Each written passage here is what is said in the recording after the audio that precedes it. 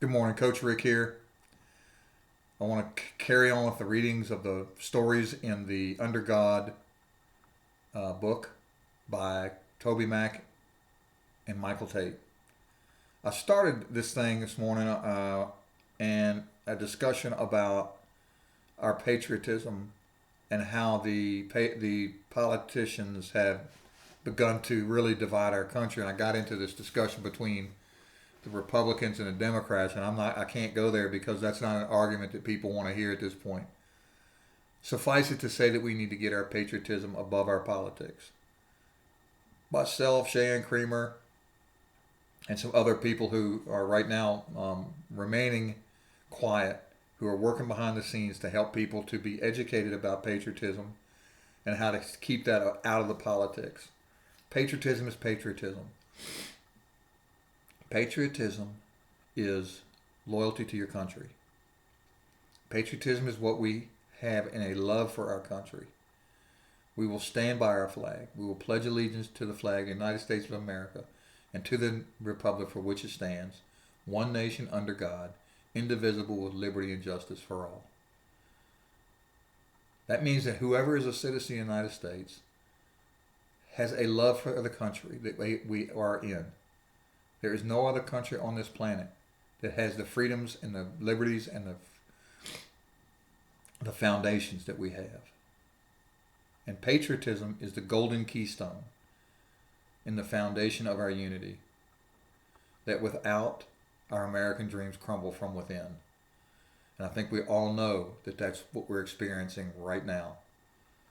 So I'm going to continue reading, and I'm going to let you know that we have got to get patriotism above politics, that there's no place for a division in it when it comes to our patriotism, regardless of who you are, what your political standing is. You have to be a patriot or our country will crumble. And it will not be the United States of America. So many empires, if you will call it that, so many countries have failed because of a division like what we're facing right now. There's always room for debate. There's always room for discussion in a free republic. What there is no room for discussion about is your patriotism for your country. Our Constitution was built to allow debate, to allow free speech, and always to have the right to face a tyrannical government and to unseat that tyrannical government when it does not represent the people that it's there to help govern. Because we the people govern ourselves through open elections. We're guaranteed certain freedoms, folk. Patriotism we must have. Okay, so number 10, Out of the Jaws of the Wicked by William and Ellen Craft, December 1848 and October 1850. The Baltimore station master was insistent with the elderly gentleman. I will not let you on this train unless you show me proof that you own that slave. Oh, but you must let us on, the frail voice answered. I have to get to Philadelphia quickly, and I cannot travel without the help of my manservant. I say no, and without my permission, even President Polk cannot get on that train. So many slaves were escaping to the north that officials in the south had cracked down on all blacks traveling without paper documents. Times have changed, old man. Seeing that the station master was not to be moved by human sympathy, the elderly gentleman tried a different approach. Mustering all the indignation he could, he waved his tickets to Philadelphia in the station master's face. Here are our tickets. You have no right to keep us here in Baltimore just because we don't have some newfangled paperwork you need. The station master did not budge. Right or not right, I will not let you go. The two travelers fervently prayed in their hearts. Unless God did something quickly, all would be lost. But they had come so far, through so many narrow escapes, surely God would not abandon them now. For the elderly gentleman was not really a gentleman at all, but a light-skinned slave woman named Ellen Craft. And her manservant was her husband, William. The two had devised a daring plan to escape from their home plantation in Macon, Georgia, to the north and freedom. They had saved for years. Any money or tips they received had gone into their travel fund. Finally, they had saved enough. On December 21st, 1848, William and Ellen blew out the lights in their little cabin, knelt down and prayed. Heavenly Father, help us as you did your people of old to escape from cruel bondage. Lead us, guide us. We put our trust in you. Ellen, disguised as the elderly William Johnson, bought their train tickets to Savannah without a problem. The real William helped her into her compartment and went to his. Then, just before the train was scheduled to pull out of the station, William spotted the cabinet maker his master had hired him out to work for. He was going from car to car, searching for William. William's heart cried out, "Help, Lord!" Then, just before the man looked into William's compartment, the bell rang, alerting non-passengers that the train was about to leave. The cabinet maker turned and got off the train. Small miracles. Meanwhile, Ellen discovered she was sitting next to Mr. Cray, an old friend of her master who had known Ellen since childhood and had dined with her master's family just the day before. Ellen was terrified and prayed fervently. Mr. Cray spoke to her. "What should I say, Lord?" Suddenly it occurred to her to pretend to be deaf. It worked. Mr. Cray turned to another passenger, and for the rest of the trip they talked about slaves, cotton, and the abolitionists. Once they arrived in Savannah, Ellen bought their tickets for them on a steamship to Charleston.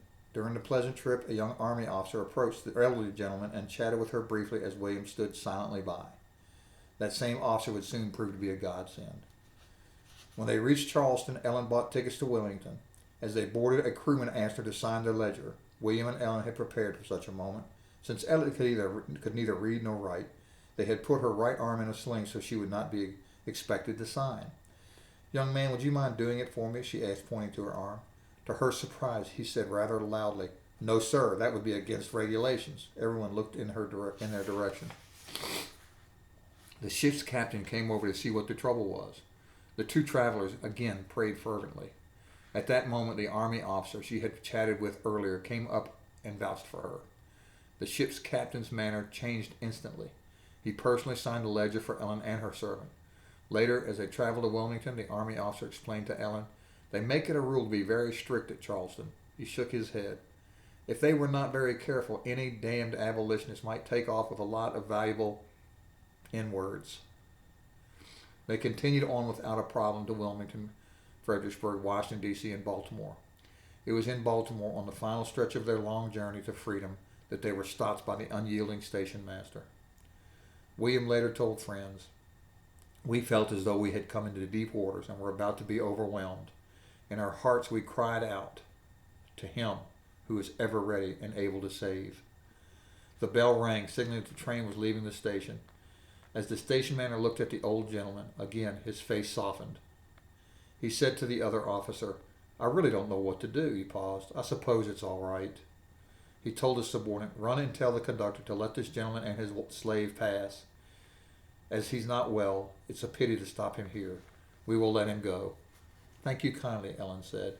She and William hurried to the platform as best they could while keeping up the pretense that she was an invalid gentleman. William helped her into one of the best carriages and hopped into his own just as the train was gliding off. On the train, William met a free black man who gave him the address of the Philadelphia boarding house, run by an abolitionist, where they would be safe. When they reached the boarding house, they realized it was Christmas Day. They knelt down and poured out their heartfelt gratitude to God. "You are our shield, God. Thank you for your goodness to us. Thank you for helping us through so many difficulties. We have escaped out of the jaws of the wicked." They spent 3 weeks in Philadelphia with a Quaker farmer and his family. Finally, the Crafts arrived in Boston. They had traveled more than 1,000 miles. Soon William found work as a cabinet maker and Ellen worked as a seamstress. They boarded at the home of Lewis Hayden, an African American who owned a boarding house that often served as a rendezvous for fugitive slaves on the Underground Railroad. There, they joined wholeheartedly in the satisfying work of helping other slaves find their way to freedom. 2 years later, in September of 1850, Congress passed the Fugitive Slave Act, requiring that fugitive slaves be returned to their masters in the South, and that federal marshals and private citizens were legally bound to hold and help capture the fugitives. The abolitionists in Boston were furious. In protest, they immediately organized the League of Freedom, electing Lewis Hayden as president and William Craft as vice president. This organization soon merged with the Boston Vigilance Committee designed to secure the colored inhabitants of Boston from any invasion of their rights. Pretty amazing. Then came October 20th, 1850.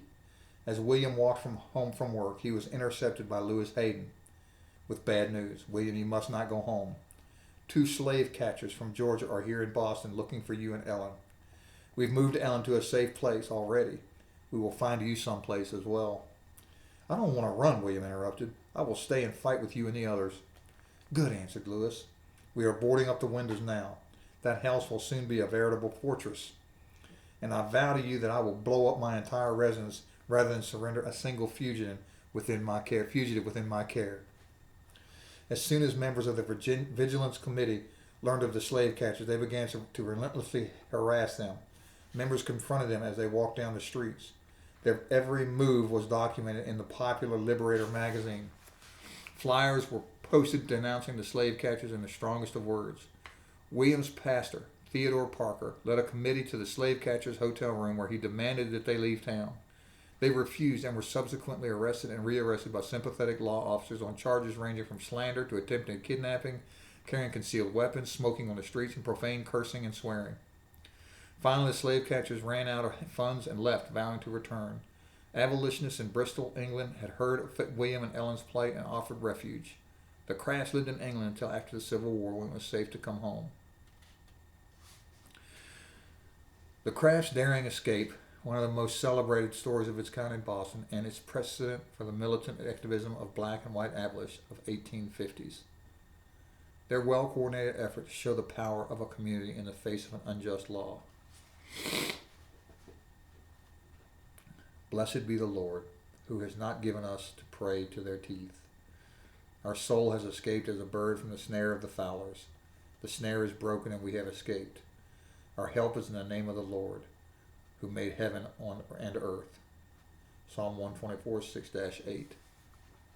New King James Version. Forgive me, I've got a little bit of sneezing going on this morning. Wow. You know, as I was reading that, I'm reflecting on a couple of things. One was that I can't help but feel a reflection of what is going on in our country right now with what was going on with these folks. And how when President Trump was elected, and how people, of course, wrongly accused him of being a racist and a narcissist and a bigot and things like that, because there's, you know, I challenge anyone to go back in his history and find proof that he's any of those things, which they never could. They never provided any real proof. They just decided to take him down any way they could, and they started this movement calling him these names, which they never proved. Before he was elected president, he was friends with a lot of these people. He would be in restaurants and public places and events with a lot of these people that now want to tag him with this false tag. But I can't help but feel like that, you know, in here it says they would their every move was documented in the popular Liberator magazine. Flyers were posted denouncing the slave catchers in the strongest of words.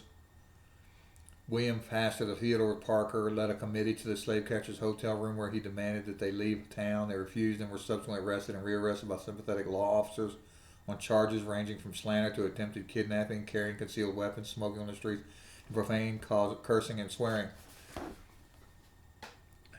That movement was a very needed and much awarded and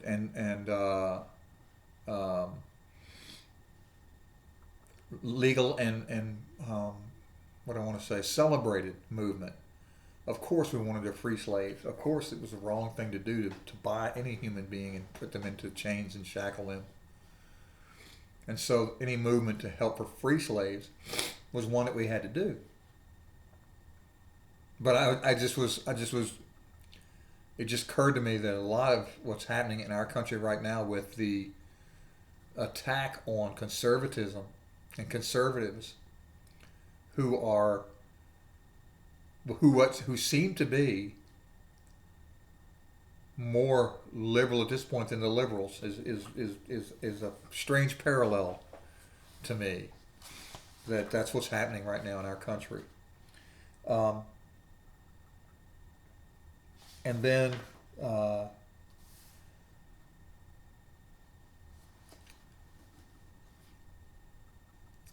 the way that God works, I want to talk about that for just a minute. And forgive me for sniffling right now. I know that it may sound a little bit funky, but in the middle of the night last night, my wife and I both started sneezing in our bed. I'm not sure what's going on right now, but I hope it's not what I think it might be, which I don't know where it would have come from because we haven't left our house in over a week, so I don't know. I don't know what the heck's going on here. But anyway,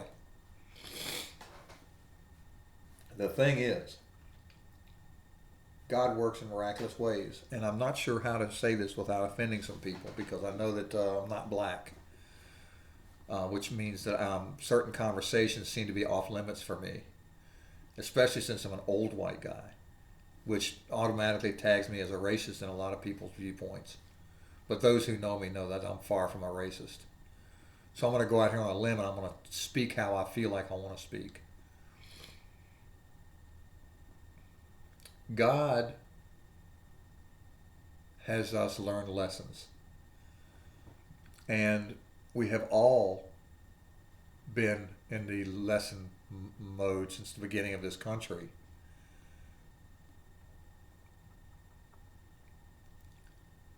We must accept accountability and responsibility for our lives. When I was the career transition manager for the state of Virginia for a few years,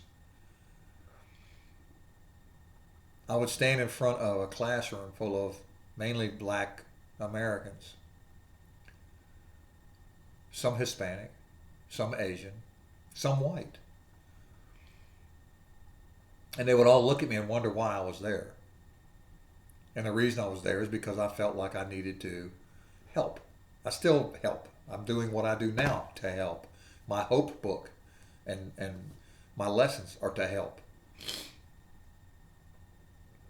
And I would say, I'm sorry that the Europeans who were white decided that they needed to have slaves to help with their plantations. It was wrong, and I apologize for those people. Of course, my people didn't come here till the 1940s. But those people were wrong. And God has taught us some very valuable and costly lessons in what that means. And we have struggled through that. And so black people came to America in chains. That's how you got here. You had to struggle and fight and claw to become free and to become equal. And you have come out of the darkness into the light. And now's the time to shed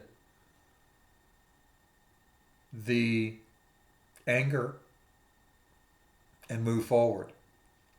And on the other side, where we are, the white thing, here's my statement, and I think this is what I'm getting to.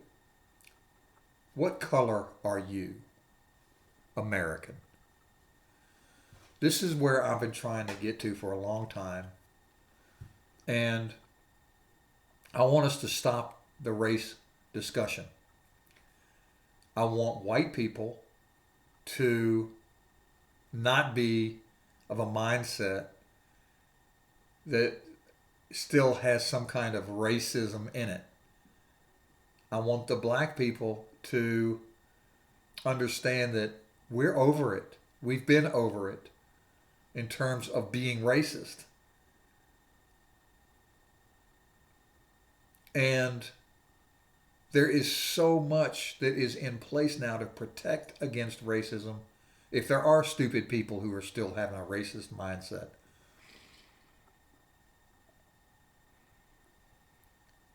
what color are you? American.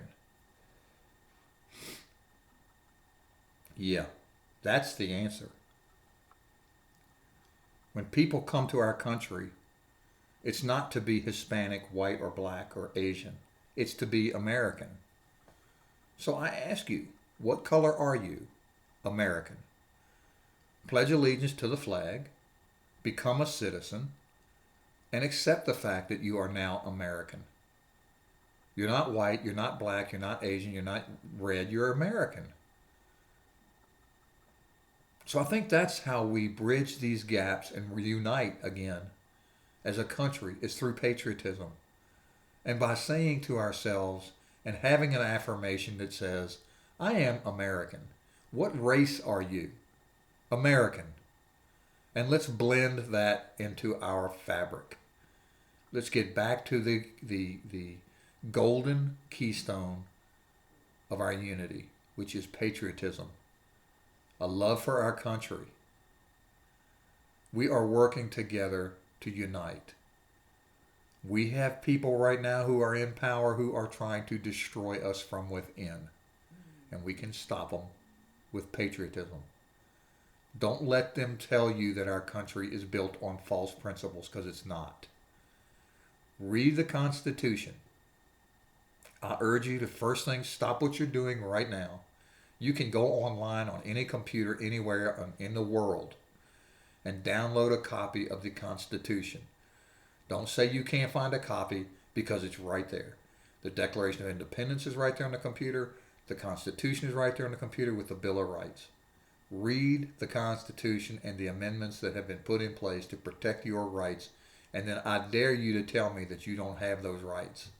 And I dare you to try to take them away from Americans who are truly Americans. I'll talk to you tomorrow. Love you. Have a good day.